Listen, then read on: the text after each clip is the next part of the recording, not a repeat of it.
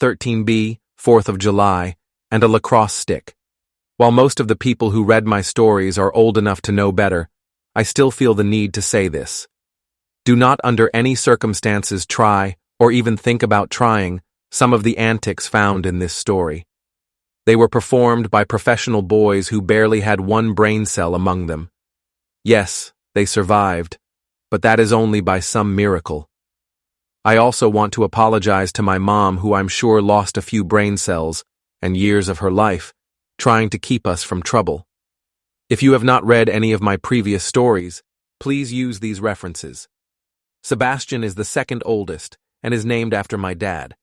Why they didn't name the oldest Sebastian, I have no idea. His nickname used to be Chanito. The Chan part came from how you pronounce the back half of his name, and the Ito part comes from the fact that he was a small version of my dad. Now his nickname is Sabe. That makes more sense, doesn't it? Juan is the fourth oldest, and his nickname is Cali. His middle name is Carlos, and so you get Cali, which means Little Carlos. A project, or more commonly, the projects, is a slang term in American English referring to government-owned housing for low-income residents. It's short for Public Housing Project. 13B. That number is seared into my brain. It just felt right saying it or writing it. I remember when we moved from our first-floor tenement building into the Wilson Projects. It felt like we had won the lottery. The Wilson Projects are a series of 3 buildings.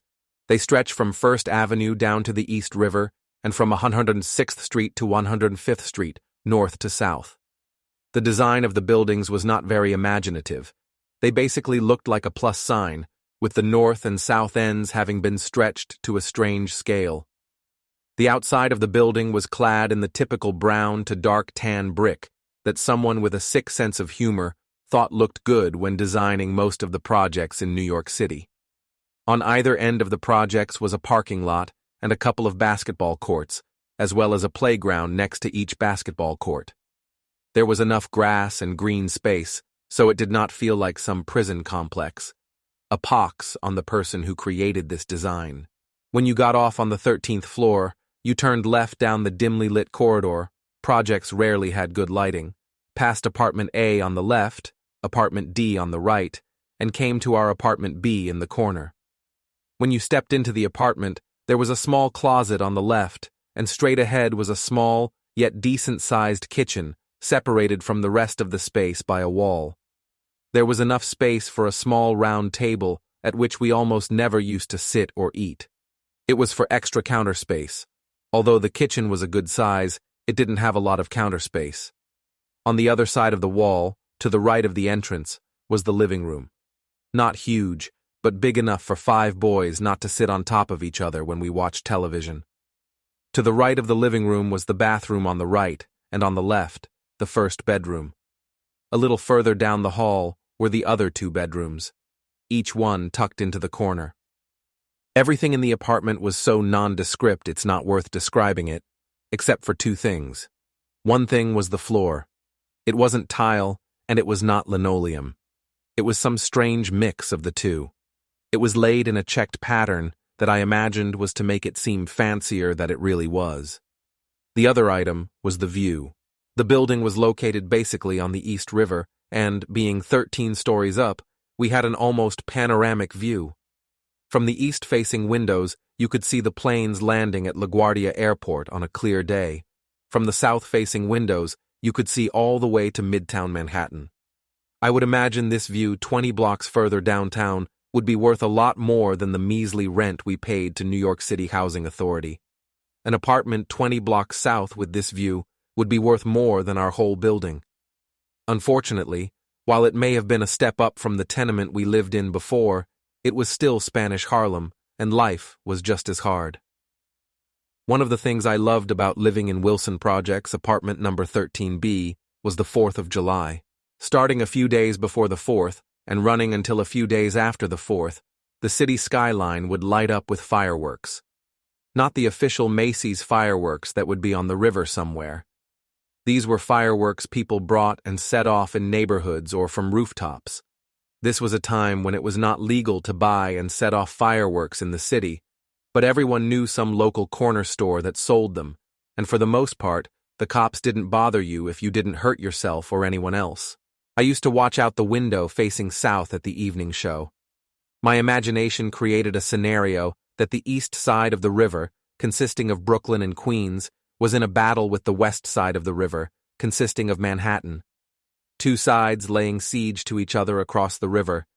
A series of fireworks from the Manhattan side was a salvo across a castle wall or some tall sail ship. Queens would reply with its own salvo, knocking out Manhattan's cannons. Sadly, the Manhattan side would always seem to lose. This was for the simple reason that while the Manhattan side had more people, there were less places you could set off fireworks safely. Unless, of course, you lived in apartment number 13B in the Wilson Projects with the Sanchez boys, water balloons from the 13th floor. Before we get to any fireworks, it's important to talk about the gradual path to the fireworks. One of the advantages, besides the view, of living on the 13th floor of a building with 8 apartments on each floor is if someone threw something at you from one of those many windows, it was almost impossible to know which window the projectile came from. Another advantage is gravity. 13 floors may not seem like much, but it was just enough to give whatever we threw out the window that extra little kick of speed before it hit the ground. A normal-sized balloon filled with water falling from 13 stories, which is about 130 feet, makes quite the splat when it hits the ground or hits a person. This is when I wish Neil deGrasse Tyson would step in and explain the science behind the speed of the water balloon before it hit the ground. We didn't throw that many water balloons, and we never threw them any other time besides the summer, but we chucked a fair number over our time in the apartment. How did our mom not find out, you might be wondering? All this mischief took place in the back bedroom in the corner of the apartment. This room was tucked far enough away from the living room or the kitchen that if we kept the noise down, my mom never heard anything. She always seemed to be in the kitchen cooking or in the living room watching her novellas. Since I was the youngest, I was at home the most, which meant I became very skilled at the art of throwing a water balloon out of the window. Even after they installed child safety bars, which blocked some of the window and made the building feel even more like a prison, I was still able to hit targets with precision. After I threw the balloon, I was able to peek through the window to see if I hit my target. Being up on the 13th floor meant it was nearly impossible from anyone at the street level to see me peeking through a window. Then, one day, something happened that made me give up my water balloon bombing of the street below. One night, I had my usual ammunition of 1 water balloon. You could only really hold 1 at a time, not like we could keep a bucket filled with water balloons. Mom would eventually see that and shut down any fun. I waited for a prime target to show up when a car pulled into an empty parking spot directly below my window. I have never targeted people stepping out of a car, so I was excited by the challenge. The car parked, then the light of the car went on, and I could see 4 arms popping out from the car. Oh, 4 targets with 1 balloon. Today is my lucky day, I thought to myself. I waited thinking, any moment now they are going to step out and splat, all 4 soaked with 1 balloon. That moment turned into a minute. That minute turned into several minutes. This was not one of those situations where maybe a few seconds passed by but felt longer. No, I timed it. What the hell? It's been like 5 minutes. What are they talking about? I said to myself. The water balloon now felt like a 50-pound weight in my hands. Mom might walk in any moment and see me holding this balloon. My mind kept reminding me. Crap, it's been like 10 minutes. Maybe they know I am waiting here, I said to myself. In retrospect, of course, they did not know I was waiting, but in my teen brain, anything was possible. I thought I saw movement, as if they were getting out of the car, but not one of the passengers were moving more than an arm. I couldn't wait any longer. I dropped the balloon out of the window, not being able to hold back my excitement of this moment and the fear of Mom catching me. The balloon tumbled slowly to the ground.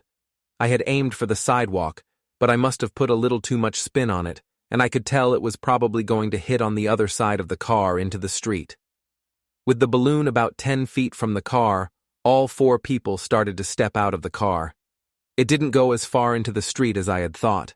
It was heading right for the car. Oh sure, now you get out, I thought to myself. As each passenger put one foot out of the car, thud. Normally, the balloon makes a splat noise as it hits the sidewalk or a person.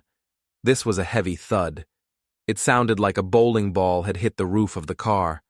I can only imagine what it sounded like in the car. No wonder they froze like statues. As I was watching them and lamenting the missed opportunity, a police car slowly pulled around the block and parked next to them. I darted back away from the window in a panic. Did they call the police? Was it just a coincidence? Did they see me?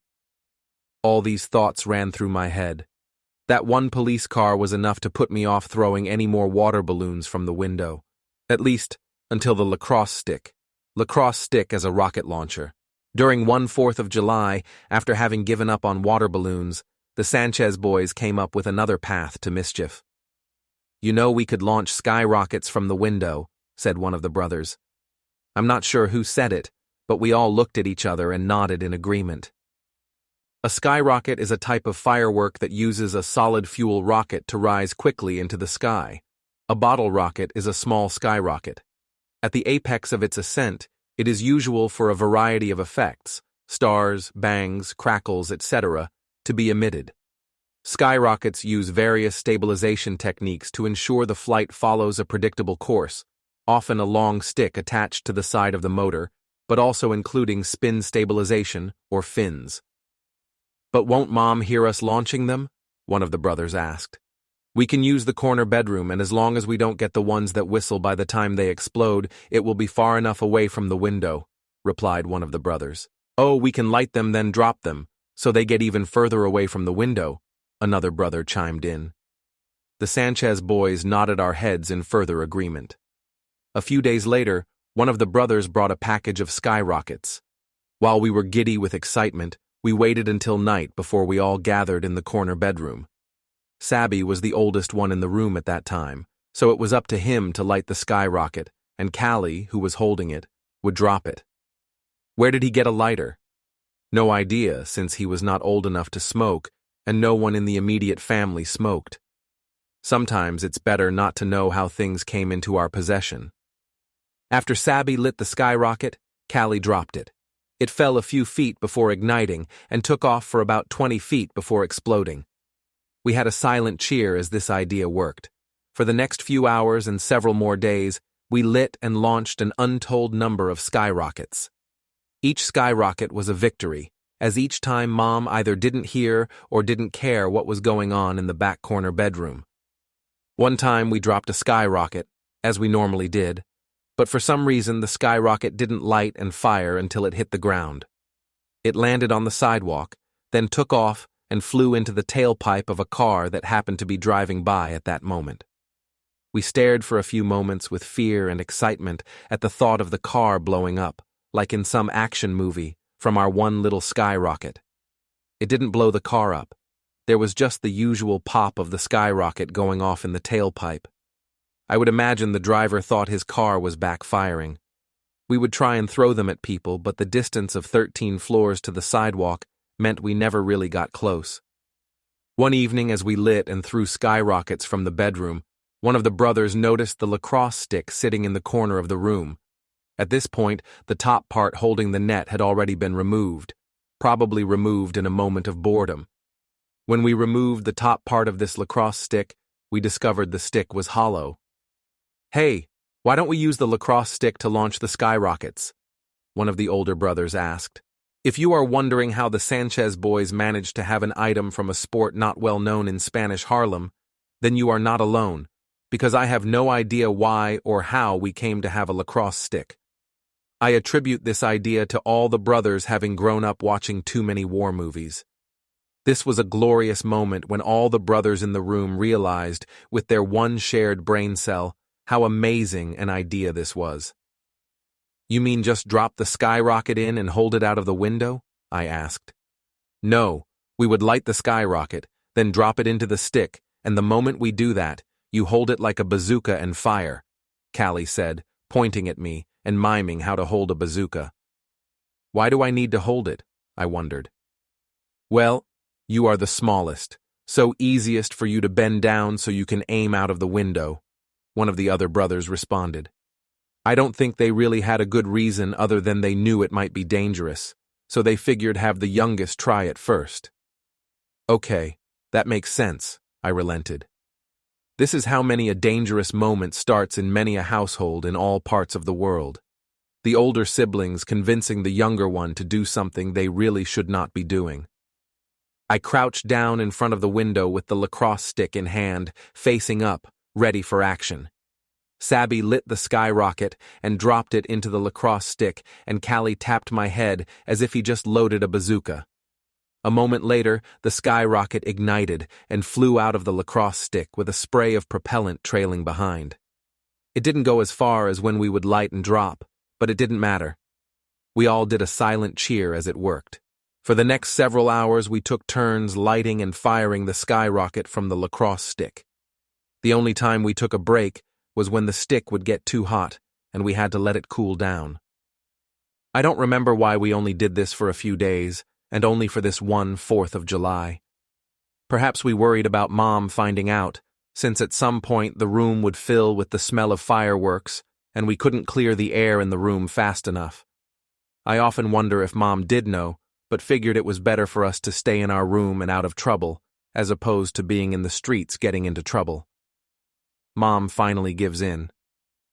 The year after our ghetto bazooka adventure, we somehow managed to convince Mom to let us shoot larger fireworks officially from the living room window. Once again, Sabby managed to get fireworks larger than the skyrockets we had been using. Not sure how we managed to convince Mom to let us set them off from the living room. I think she was just tired of fighting the insanity. We set off a couple of the bigger fireworks from the window in the living room, and I was so happy. I felt like I was truly part of the fireworks battle I had watched from the back bedroom window for so many years. We added our own cannons that night to the battle, I thought to myself. After about 30 minutes, Sabby set off another firework, but this one only went a few feet before it exploded. It was too close for comfort, and of course Mom freaked out and shut down any further fireworks. Another incident I need to mention, in terms of the stress we put our mom through. One time I had a string of firecrackers. I wanted to light them and throw them out of the window and scare the crap out of the people a few floors below. I waited until my mom was in the kitchen, as far away from the back bedroom as she could get. I lit them and threw them out of the window. They hit those same child safety bars that made the building look like a prison, and they landed on the inside windowsill. In a panic, I grabbed the firecrackers and attempted to throw them out again, and again they hit one of those stupid window safety bars. This time they managed to land on the outside windowsill. I could see the fuse getting closer to setting off the fireworks. I had a decision to make in the moment, but I had to pause and appreciate the Roadrunner and Coyote moment playing out in front of me. Do I let the fireworks go off right by the window, or do I make a last attempt to throw the firecrackers away from the window? With panic rising, I made one last attempt and reached across the safety bars, flicking the firecrackers off the windowsill. The firecrackers flew a foot away from the window before they ignited, setting off 12 firecrackers in succession. The noise and smoke were impossible to hide from Mom. She came charging into the room with her chancleta in hand, asking what happened. Hispanic word for a cheap sandal or flip-flops, also known as chancla, often found under the bed, often used as disciplinary tool to correct lamentable behavior. I am ashamed to admit that I lied to my mom. Not the first kid or last kid to lie to a parent, but that doesn't mean I feel any better about what happens next. ¿Qué pasó aquí? She asked. I don't know. I was just sitting here when these fireworks dropped from nowhere, I replied to my mom. I could tell she wasn't buying that story, but she didn't have any solid proof otherwise. Ven a sentarte en la sala de estar por ahora en caso de que alguien arroje más petardos por la ventana, she said. She couldn't prove I was behind what happened, but her instincts told her I should not be left alone in the back room anymore. That is a Project Ninja pigeon. A few months later, there was an escalation of what I would call window mischief. Sabby somehow managed to acquire an air rifle. One of those types you must pump a few times and use either a round BB pellet or shaped one. Not only did he manage to acquire this air rifle, but it also came with a scope.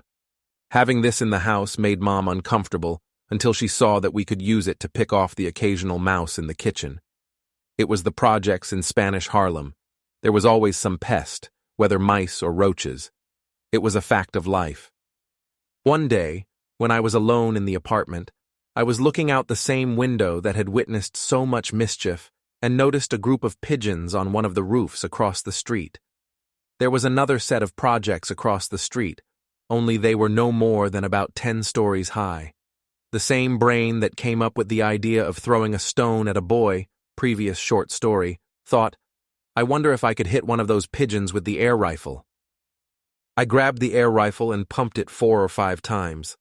I was careful not to stick the whole barrel out of the window, since even back then it would cause a panic and a SWAT team response if someone saw the barrel of a rifle stick out from a window. I looked through the scope and saw a group of 4 pigeons milling about on the roof. They were not moving much, so they made for perfect targets. I lined up the crosshairs on one of the pigeons and pulled the trigger. When you fire a BB pellet from this rifle, the pellet is not traveling very fast, and you can see its flight path. I watched in amazement as, at the last moment, the pigeon ducked its head and avoided the BB pellet. I moved my head from behind the scope and made sure I was aiming at the right pigeon. That's odd. How did it dodge the pellet? I mused to myself as I pumped up the rifle another 5 times. I gave it an extra pump thinking it would make the pellet faster. Once again, I lined up the crosshairs. Only this time, I moved down an inch, thinking maybe I aimed too high before. I pulled the trigger, and again, at the last moment, the pigeon ducked down to avoid the pellet. What the hell? I muttered to myself. Fine, be like that. I will just try one of your friends, I said out loud as I lined up the crosshairs on a different pigeon. I pulled the trigger, and this one doesn't duck. He just sidesteps like he's doing a dance move. I sat back and looked at the rifle, looked at the scope, then looked at the pigeons across the street. I think to myself, just my luck I find a group of Project Ninja pigeons. To this day, when I walk into Tractor Supply and see the air rifles, I think, how much fun could I have now? Give it up, the adult side of me says. Backyard fireworks. Since moving to the country, I have been to several backyard fireworks shows. While not as large as a professional show, there are benefits to a smaller backyard show. You are much closer to the fireworks, and, for me, the smell of the propellant wafting through the air brings back many fond memories of those days in 13B. One year we were invited to go to Joanne's home, you may remember her from a previous story, where her husband promised an amazing backyard fireworks show. I arrived giddy with excitement in the anticipation of an amazing backyard show. After a lovely BBQ, the 30 or so guests all took a spot, either in chairs or on blankets on Joanne's lawn. Joanne's husband spoke, as he often does during gatherings at his house. Most of the time it's about a special dish he prepared or a tradition we were following that evening. So, I researched the laws on the type of fireworks you can set off in your backyard. He started. I leaned over to one of the guests and said, I thought it was legal to have and set off fireworks in CT. They shrugged as Joanne's husband continued. It turns out you can have fireworks, but the law this year is that they can't go more than 5 feet in the air, he explained. What a stupid law, and who the hell sells fireworks that only go 5 feet in the air? And will the police measure the distance if they are driving by and see the fireworks? I thought to myself. I managed to find a company that sells fireworks that only go 5 feet in the air, Joanne's husband continued. Of course he did, I whispered to the guest next to me as she rolled her eyes. Joanne's husband, being a surgeon, was well known to research a new recipe or cooking technique to the nth degree. Why would fireworks be any different? And in order to be extra safe, I'm going to set one off at a time, he said. How many does he have? I again whispered to the guest next to me. Don't worry, I have like 100 of these so we can enjoy a nice long show, he finished up. Most of the time, these backyard shows last only a few minutes. The host might have 3 to 5 boxes of fireworks, but they tend to set many off at once, not one at a time. I had limited options at that point. I could try an Irish goodbye, but to get to where the car was parked, We had to cross in full view of everyone gathered on the lawn. I could sneak into the house and drink away what is going to be a 2-hour fireworks show, but everyone was shooed out of the house.